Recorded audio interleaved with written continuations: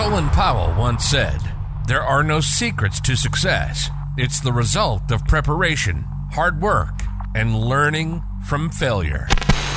And we couldn't agree more. This is Unleash the Champ Leadership Podcast. Unleash the Champ Leadership Podcast. We'll talk to people from all walks of life and pick their brains about their journey, the process, and the ups and downs to becoming successful. You want inspiration and motivation? It all starts here.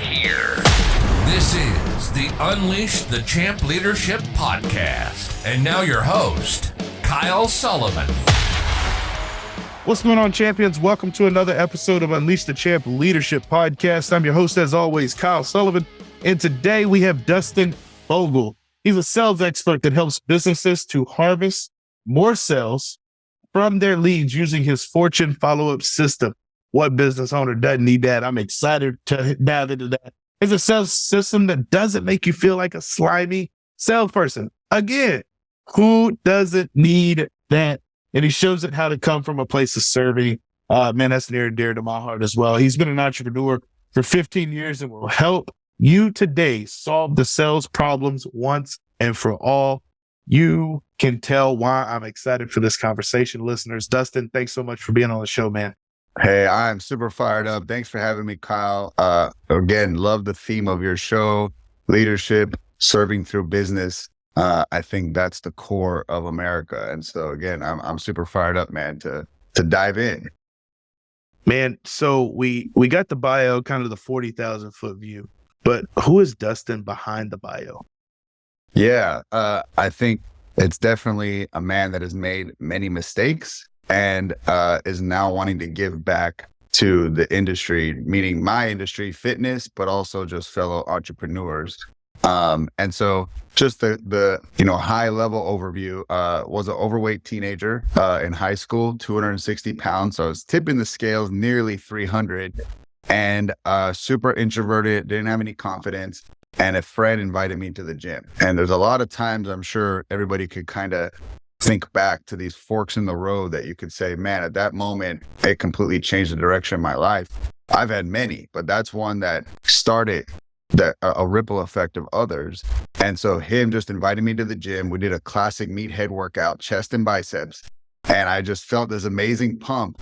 And I was like, oh my God, what have I been missing out on? This is incredible. And so I committed to going with him every day after school to the gym. And after 6 months, I dropped 60 pounds of body fat. Now that's pretty aggressive. I am a guy in his teenage years, hormones are raging, dropped 10 pounds of fat.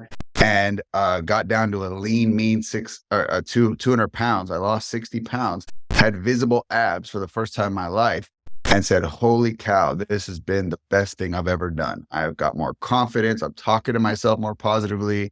I'm just standing taller and walking more proudly when I enter a room. This is the gift I want to give others. And so after I went through that 6-month transformation, I decided to become a trainer. And that was over 20 years ago. And so went on to open my first gym, which then, me being an aggressive person, went on to open 6 gyms in 6 years and quickly got humbled by the lessons of business, not scaling culture, not scaling leadership, forced to close and sell a couple locations to, kind of go back to my basics and my foundationals. And so that was, again, a big learning lesson. And then fast forward a little bit past that, and now I went from focusing just on my gyms and my locations to helping fellow gym owners.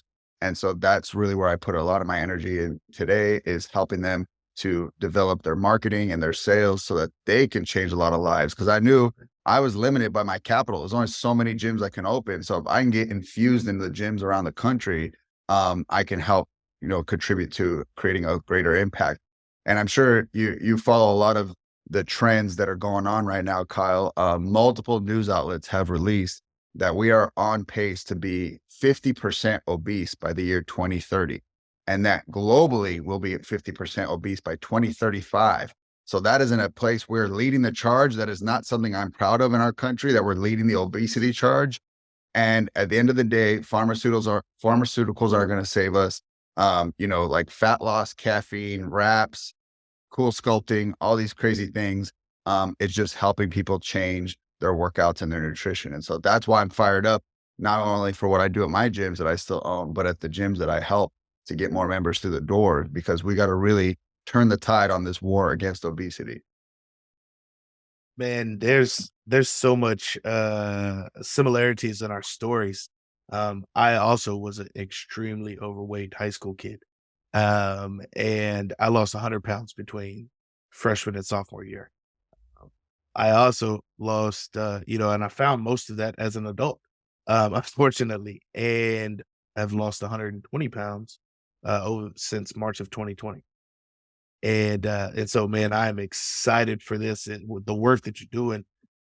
We think, oh, we'll just medicate, and as we get older, like that's just what it is. I got to take my pills, and it doesn't have to be that way. And it's exciting the backstory of why this motivates you and why it drives you so much. And so that's incredible, man. So your deal, man, the Fortune follow-up system and saying, hey, I can help you close 92% of your deals. And I know, man, your lane is in fitness, but that's applicable anywhere. So tell us about that. Let's dive into that, man. What you teach gym owners and what we can learn today. Yeah. And honestly, this could be applied to any business. One of the things I always do as a business owner is I exchange and I do business with companies, but I pay attention. How do they onboard me? How do they follow up with me? What's their marketing like? Because I think if you have open eyes and ears, you can learn from any business.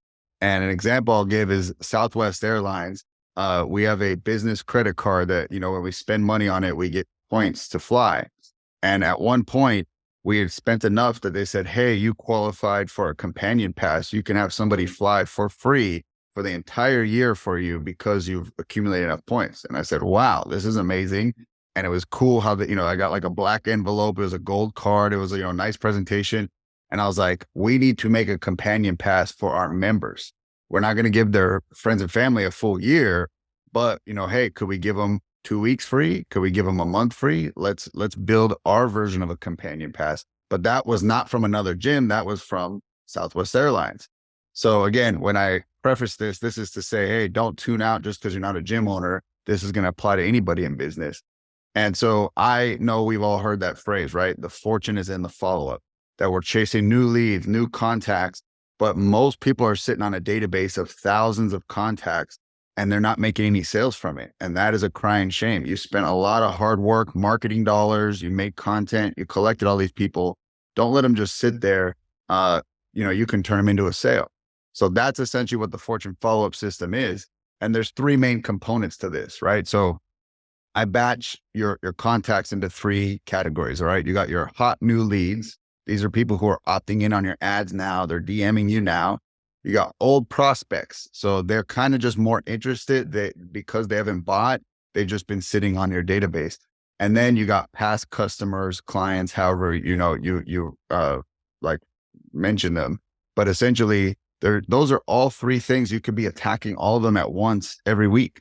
And so your new leads, right? Those are your most pressing people that you want to call. And so what we do is a system called 5x2. So the first 5 days they reach out, they get 2 contacts a day. One is a text, one is a phone call.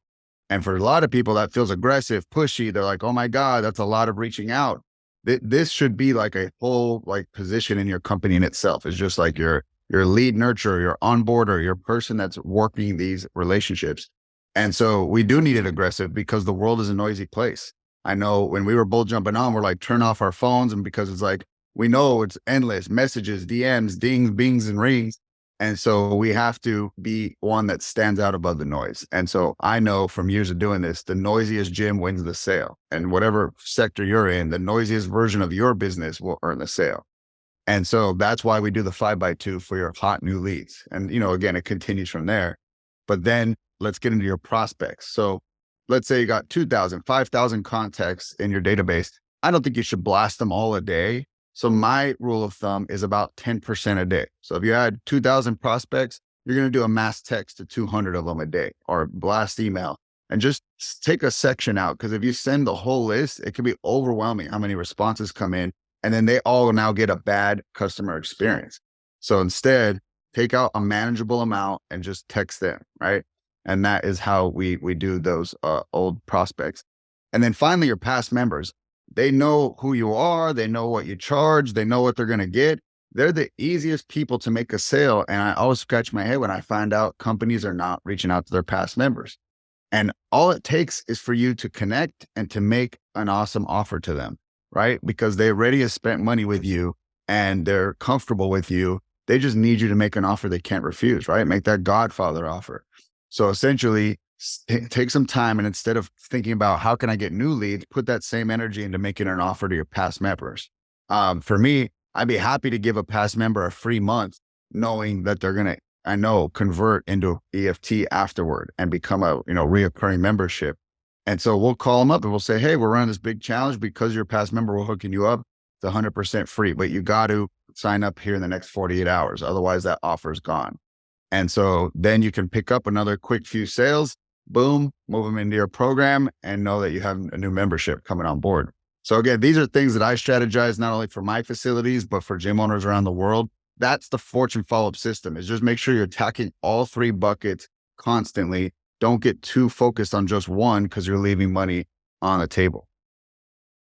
Yeah, I love that. And one of a guy that's been mentoring me in a few capacities says if they don't know you, they can't flow you. And it's best known beats best every day. And so I love when you can combine being the best known with a great and superior product, it just soars from there. And Yes. so one of the things we did mention in the bio, but I'm excited to hear this conversation where it takes us, is as a young adult, you were in the pro wrestling world. Yes. And so as a guy that grew up watching pro wrestling, I'm like, this is going to be incredible to see what lessons were learned. What did that teach you, and how do you continue to apply those lessons? Yeah, no, it's funny because I'm actually releasing a book this Friday and it's called Reinforce Your Gym. So if you guys want to check it out, marketing, sales, and leadership strategies in here. And the first, the reason I bring it up, the first chapter, the intro, is a story from my experience in the wrestling world. And I learned a ton of lessons, dude, because it's a business like no other. You have to work 10 times harder to get a sale because it's a very unique thing, right? But selling a ticket to come to a pro wrestling show in your local town, like how small is that market? People want to complain about their market being small. That is a hard market, right? And so what it was I was a personal trainer on the weekdays, and on the weekends, I was a pro wrestler. And so I would put on this outfit. And originally, when I was a singles wrestler, I went by the moniker Diablo. So I had flame. At that time, I had long hair, which Mother Nature's taken away from me at that point.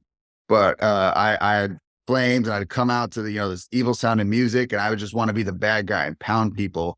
And it was kind of an outlet because, in my normal life, I'm actually just like a really positive, nice guy. So it's kind of cool to flip the switch and be like mean and say mean things. I kind of was able to do that with that outfit on. Later on, me and my brother decided to tag up, and we became the Cutler brothers, and we changed our last name from Bogle to Cutler because our favorite bodybuilder was Jay Cutler. And so we wanted to be evil personal trainers was our gimmick. So we'd throw protein powder in our opponent's eyes you can't see. I would put my resistance band around their neck, and I would do a chest fly while my brother distracts the ref. And so we were just totally personal trainers. We'd hit people in the face with dumbbells. We're just these personal trainers gone crazy in the ring, and people loved it. And so, in terms of business lessons, what did I learn from that world? Number one, you got to be unique. When both of those characters, they were not like anybody else on the show. And so in any business, you can become a Me Too product. And if I just came out with black trunks and, shirtless, like I would look like the other 80% of the roster, no one would probably remember my match. So we came out and we really wanted to make it an experience based on our characters, our music, our finishing move. Everything had to have a theme. In wrestling, they call that a gimmick, right? And so the Undertaker, he wears dark clothes, the lights go out. He's like, they say he's from, he's undead. Like that's his character, right? And then you got Stone Cold Steve Austin. He's this beer drinking Texan, and he wants to beat up his boss, and he wants to flip the middle finger. That's what people pay to see. They're like, I want to go through the experience. When that character comes out, I want to, pay a ticket to see it. So in your business, ask yourself, what makes you unique? Are you a Me Too product? if you're in landscaping, do you just say, hey, this is Dustin's landscaping, and it ends there? What is your unique onboarding or your method or your offer? You have to be unique. Otherwise, people can shop for the lowest price. And that's very true in fitness. If I say I'm a fat loss, location, and I'm location A, and then there's location B does fat loss and location 3 does fat loss, then as a customer, I'm just going to say, okay, who's got the best price? Because you guys are all the same. But if I say, hey, we have our unique method here, my gyms are called Lead the Way Fitness. We have this unique method. No other gym does it. This is something we designed in-house. How can they price shop me? Nobody else does it, right? And so that sets me up to be unique. So that was one important lesson I learned from the pro wrestling, world. And I would say a second one was, I think a lot of people lost it when digital marketing came online, and that is your hustle muscle. So when I went back to like working my tail off to sell a ticket, there was no social media, there was no digital marketing. We'd print out a box of 5,000 flyers every month because we ran one show a month, and we would pepper the parking lots with flyers. I'd go to Target and Walmart. We would just slip them on people's doors, and we would flyer the whole city. And after the show happened, we had to do it again the next month, and we had to do it again the next month. And so like, who would go out for their business and put flyers on cars? I argue that's very rare these days. Most people are not willing to put in that guerrilla marketing, that shaking hands, belly to belly conversations with business owners, joining the Chamber of Commerce. I'm telling you, if you can dominate in social media marketing and you can dominate with local guerrilla marketing, that is where you will just own your town. And most people are dependent. They kind of got lazy on digital marketing because it's so easy to be spoon-fed information.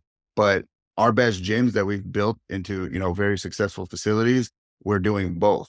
And that I don't see very much. So that was another lesson. I learned to build my hustle muscles. And that's why, if a social media platform went under, we would still be okay. I question how many businesses would get crippled if that were to happen. So that would be my second big one, Kyle, that I learned from the pro wrestling industry. No, Dustin, that's so true. Is the days where like, Facebook or Instagram goes down for hours and people are losing their mind because social media, digital marketing is rented space. When you have email addresses, you have a database that's owned land. Yep. And I am super involved with my Chamber of Commerce. And it's been a game changer for me since I joined last year. Spoken at a few of their events. I'm chairing, co-chairing boards and things. And you think like, man, it's such like, initially I thought, man, that's old school, like, but it's going, man, awareness, attention creates opportunity. Mm-hmm. And so I love that. I agree with that wholeheartedly. What are some of the lessons you kind of mentioned in the beginning? Man, 6 gyms, 6 years, then got humbled, had to close some of those.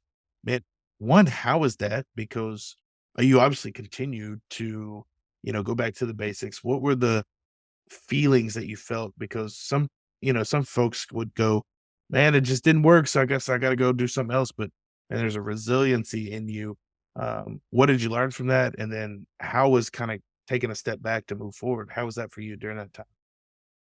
Yeah. So, I mean, there's a million lessons. The biggest one I would say is that if you're in there's 2 types of main businesses, right? You got your brick and mortar, storefronts, and you got your online businesses.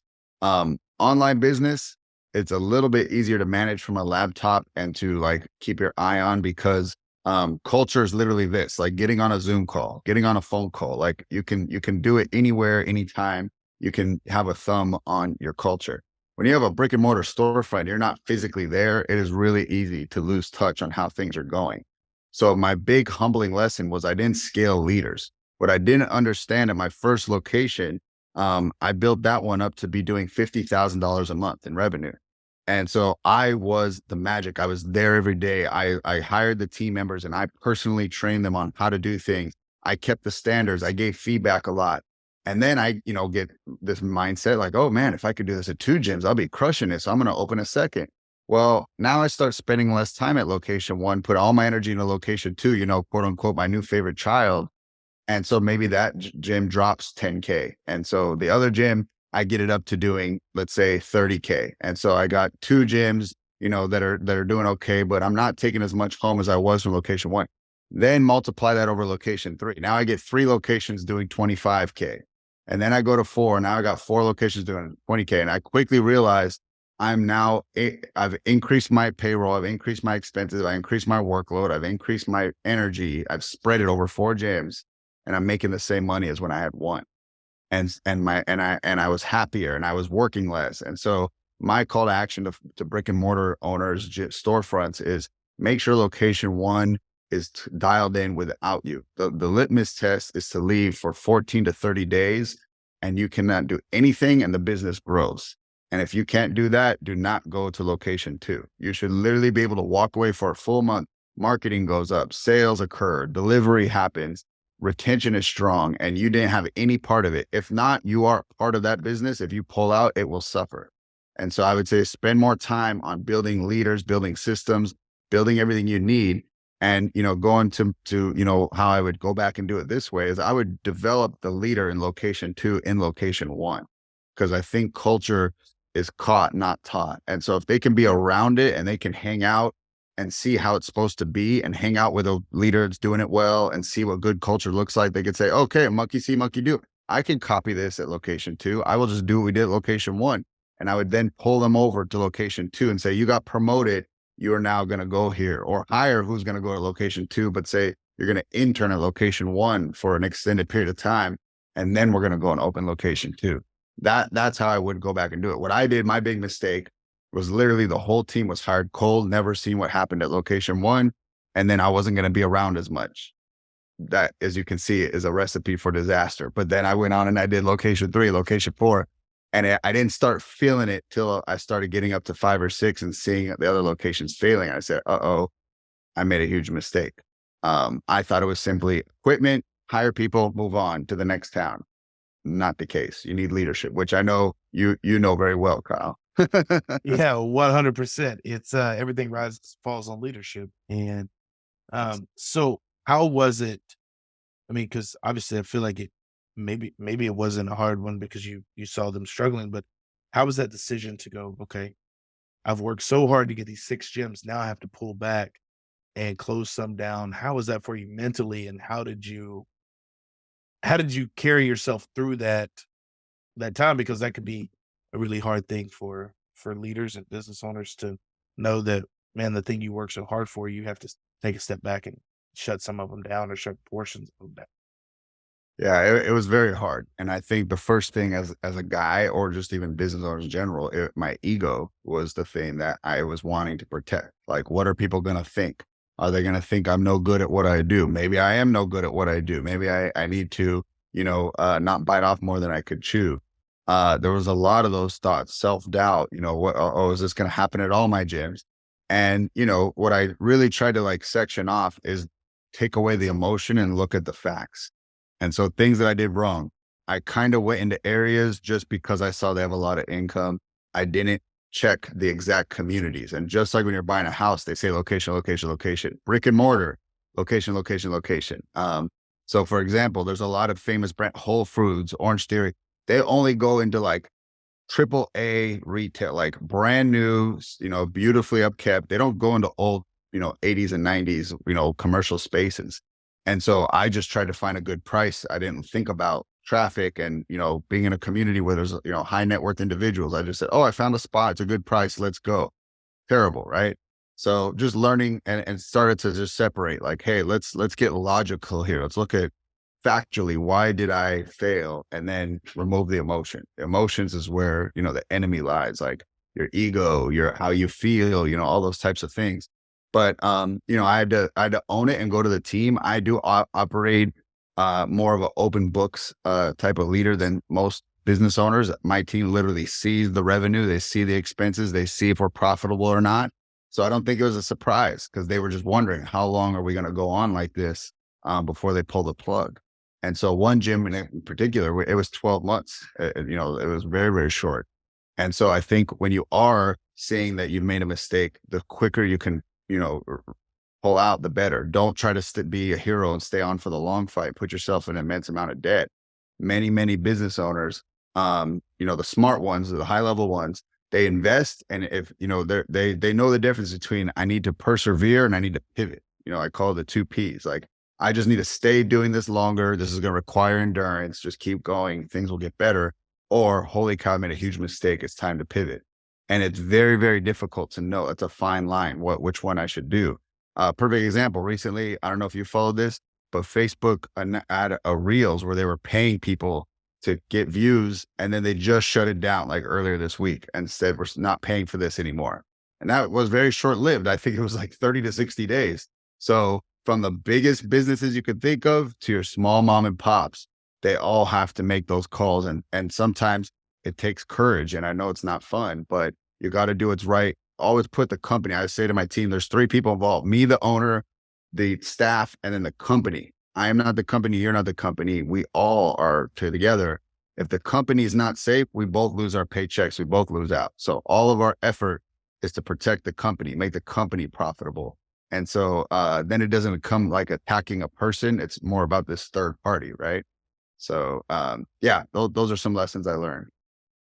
Dustin, I love the distinction that you tied it up with at the end, because when you can disassociate from the person and just go, look, this is just the business of it. Mm-hmm.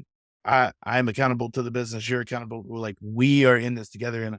And I love, because you do what most won't. I mean, with how you do open book and everything like that. So I love that.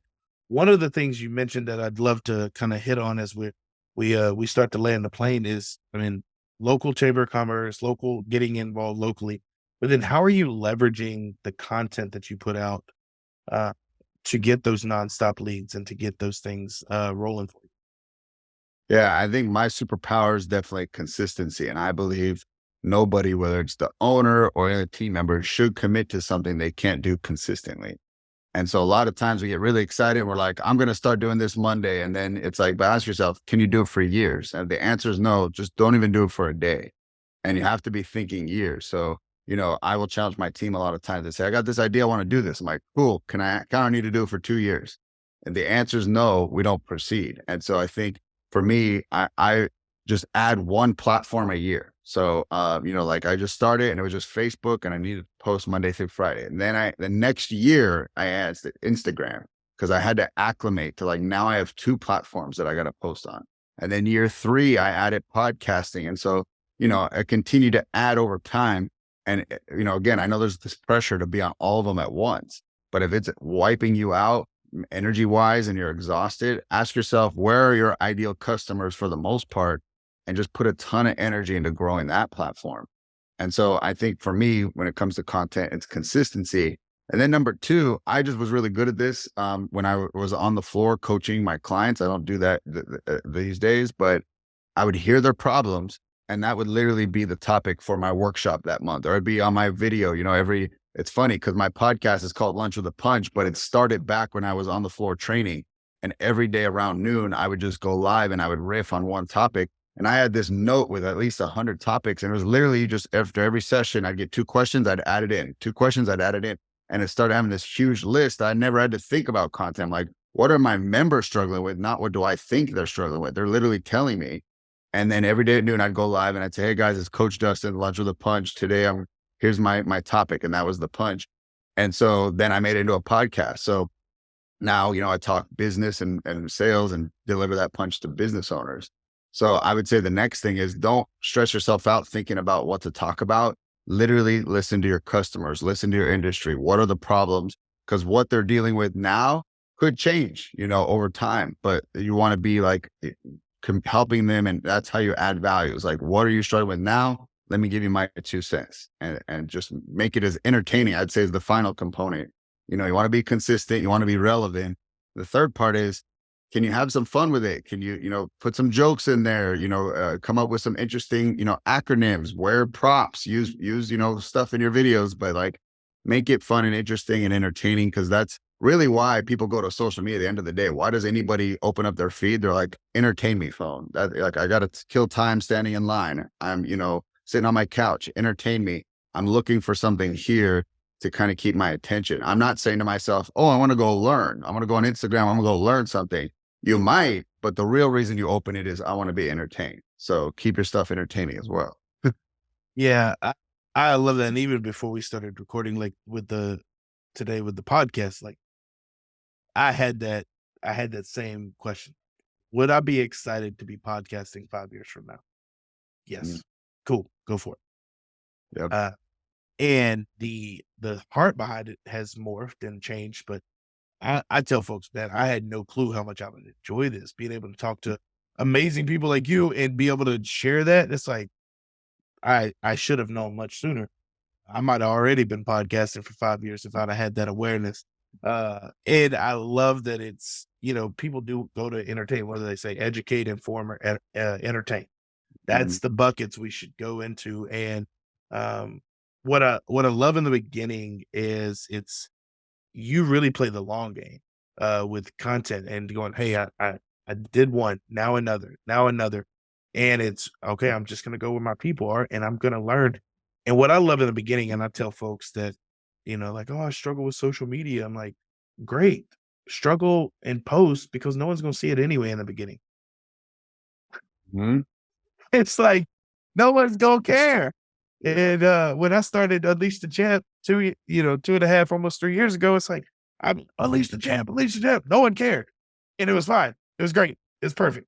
Um, and you can't do it a second time until you do it a first time. And so I love that, man. And so, man, briefly tell us about your book coming out. What are you excited about it? What do you hope that the book brings? Want to be able to highlight that because when we release this, the book will be out and people can be able to go get it. Yeah. Thank you. Thank you. And I think there's three main themes that I saw in gym owners, but as I get more diverse and talk to people out of fitness, I realize this is for everybody. And so, essentially it's three main categories. We got marketing, we got sales, and we got leadership and team. And so those are the three main sections of the book. And so you could take these lessons and apply it to any type of business, but it's really written especially for gym owners. Now, what I really try to do is not only share what I'm teaching, but share the story of where I had that aha moment, where I learned that lesson. And so it really is entertaining. I'm what I'm preaching, I actually do. It's an easy read. I would say that, for most people, any business, their first go-to is my business would be bigger if I had more leads. And that's my first chapter is you don't need more leads, you need more leadership. And so essentially what that means is you need a team that you can lead. If you're doing everything off of your back, it will be very difficult to grow a business. And so I learned that quickly. I started hiring, but I made hiring mistakes, and that's okay. What I would say is you need to make sure that you're building out your form of communication internally and externally. And so marketing is external communication. Here's what we do. Here's what we do. Somebody's at the front door inviting people to come in, but you also need to communicate, hey team, someone needs to guard the back door, make sure they don't leave, and let's retain them. And so there's a front and a back door. We as business owners tend to really focus on the front door. Let's get people in here, make sure they have a great product. So communication really goes three ways: externally, get people in here, marketing, and then team. This is how we're going to deliver, and this is how we're going to give them the best service ever. And let's talk about our clients behind closed doors. And let's talk about how to make our product better behind closed doors. And hey, let's even survey our members and ask them what they think we can do. But let's communicate about that. And then let's communicate on how we can retain these people, right? And let's keep them here. And so I believe really, Kyle, that the root of all problems stems from communication. Literally 100% of problems. You could tell me a problem, I can tell you how communication was involved in that. Divorces, they usually say communication. Wars, right? We just can't communicate, so I'm going to just come bomb you. Businesses, because the leader would not communicate to the team what's going on or ask for help.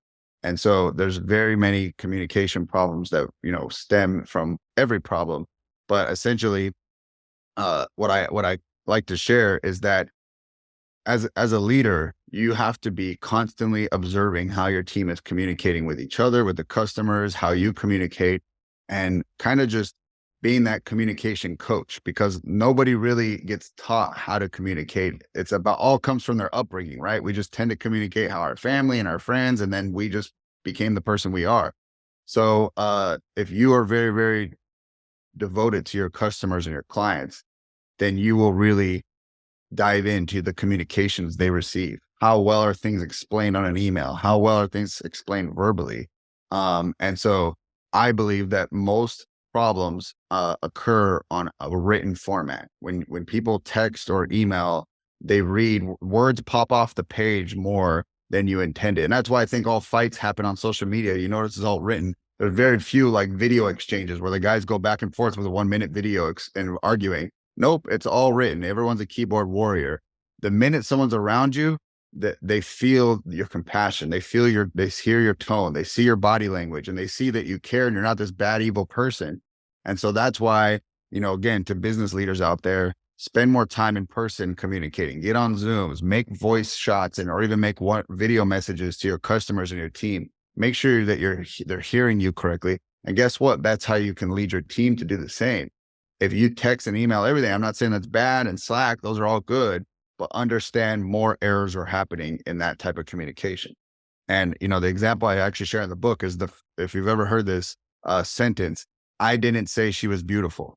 And what you do is you repeat it over and over, but every time you say it, you emphasize a different word as if it's capitalized. So, have you heard this before, Kyle? Okay, I'll go through it real quick. So I didn't say she was beautiful. I didn't say she was beautiful. I didn't say she was beautiful. I didn't say she was beautiful. I didn't say she was beautiful. I didn't say she was beautiful. And so that one sentence, if you highlight one word, you emphasize one word, has 6 different variations. So if I text my wife, I didn't say she was beautiful, then she might see one word emphasized when I did not intend to, have that word emphasized. And so essentially, these are the things that are happening in your business is communication problems. So again, number one thing I would say that if you're not in a gym owner setting that you can pull from the book is read the chapter on leadership, communication, and how to lead your team with better and stronger communication. I love that, man. I love that. And thanks for sharing it. Definitely we'll have the link to get the book in the show notes when it drops. Excited for people to go pick that up, man. Where else can people find you online and they want more? They like, hey, man, my gym owner needs to hear this, or we need to have you come in. Where can people find you? Yeah, thanks. Great question. So I'm super active on Facebook and Instagram. And if you want to join my group, I actually have a Facebook group for gym owners called Gym Reinforcements, and we talk all about getting you more members. And then finally, if you want to check out what we're all about and see what our service is all about, just go to gymreinforcements.com. Perfect, Dustin. Thanks so much for being on the show. We do have one more question for you before we let you go. And so at Unleash the Champ Leadership Podcast, we want to know, what does it mean to be a champ to you? Yeah, I was pondering this question because I know that essentially it's different for everybody. And one person that is like out of fitness, but is a mentor that not many people mention, for me is actually Steven Spielberg. When you see how many movies this guy is responsible for, it's pretty mind blowing. Every movie most of us loved as, kids or even currently, he influenced. Jurassic Park, Jaws, Indiana Jones, like the list just goes on and on. His catalog is very impressive. But what's really cool, my definition of leadership that comes from him is when you are on set with him, he's constantly pushing you. People said the phrase he says over and over again is this your best work? So if a costume designer says, we're ready for the fitting, he says, before I bring the actors over, is this your best work? And so he stops them and makes them quality check them. Hey, we're ready for that shot. Is your camera in the best place? Is this your best work? Hey, Mr. Spielberg, the set is ready. Come check it out. Before I do, is this your best work? And so before he goes and looks at anything, he constantly asks them, is this your best work? Now, what's interesting about the team that works with him, he retains them. People actually request to be on his movies after they've worked with him once because he had such a big influence on them. And he has the ability, unlike most directors, to work on 2 projects at once. Most directors can only handle one. He literally goes to soundstage 1 and then he goes to soundstage 2 because that's how big of a team he has and how many people want to work with him. It allows him to literally do more. And so obviously, given my background, that was very inspirational to me. So to me, being a champ is to ask yourself and to ask your team, is this your best work? You should look at yourself in the mirror every day and just say, is this my best, or is there more in there? Can I give more? Can I do one more sales call today? Can I have one more conversation with a team member that will help them become better? Can I really look at my product and make some improvements? What can I do to really proudly say, this is my best work? That's what being a champion is to me. Come on. I love that. Do your best work and ask yourself that question daily. Dustin, thanks so much for being on the show today, man. Thank you, Kyle. Appreciate it. And much love to your audience. Appreciate your guys' time and attention. It's very valuable. And thanks for having me on the show. Absolutely. You've been listening to the Unleash the Champ Leadership Podcast. Our passion is to talk to successful people and hear all about their journey and what it took to get there. We hope you've enjoyed the show. Make sure to like, rate, and review. We'll be back soon. But in the meantime, hit up the website at unleashthechamp.com. Find us on Instagram at Kyle J. Sullivan and hit up that Facebook page at Unleash the Champ. Remember, if you can't fly, then run. If you can't run, then walk. If you can't walk, then crawl. But by all means, keep moving.